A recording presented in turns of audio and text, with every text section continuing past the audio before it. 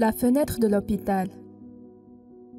Deux hommes gravement malades occupaient la même chambre d'hôpital. L'un des deux hommes a été autorisé à s'asseoir sur son lit pendant 1 heure chaque après-midi pour aider à drainer le liquide de ses poumons. Son lit se trouvait juste à côté de l'unique fenêtre de la pièce, tandis que l'autre homme devait passer tout son temps à plat sur son dos.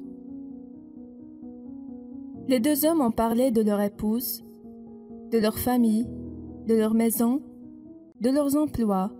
Ils sont devenus amis.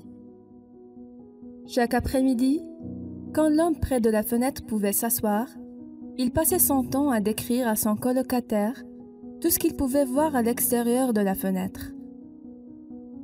L'autre homme profitait de cette période d'1 heure où son monde devenait plus élargi et animé par toute l'activité et les couleurs du monde extérieur.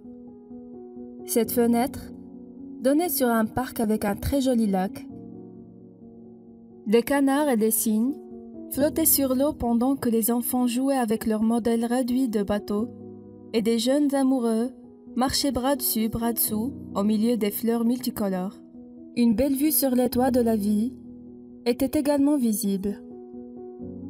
L'homme de l'autre côté de la pièce fermait les yeux, imaginait cette scène pittoresque, et même s'il ne pouvait rien voir de ses propres yeux, son esprit l'emmenait bien loin. Des jours, des semaines et des mois se sont écoulés.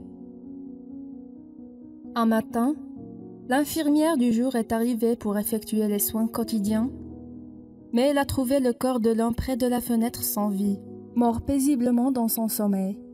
Après avoir emporté le corps de son ami, et dès que cela a semblé approprié, l'autre homme a demandé s'il pouvait être déplacé à côté de la fenêtre. L'infirmière l'a aidé, et après être assurée qu'il était à l'aise, elle l'a laissé seul. Lentement et douloureusement, il se cala sur un coude pour jeter son premier regard sur le monde réel à l'extérieur. Il était tellement impatient.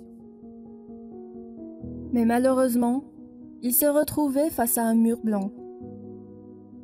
L'homme a demandé à l'infirmière ce qui aurait pu contraindre son colocataire décédé à lui décrire des choses si merveilleuses qu'il voyait à l'extérieur de cette fenêtre. L'infirmière a répondu que l'homme était aveugle et ne pouvait même pas voir le mur. Elle lui a dit « Peut-être qu'il voulait juste vous encourager et apporter des couleurs à vos rêves. Il y a un immense bonheur à rendre les autres heureux, même quand on ne l'est pas. Un chagrin partagé diminue de moitié. Une joie partagée augmente du double. » N'oubliez pas de liker la vidéo, de la partager avec vos amis et surtout de vous abonner à notre page.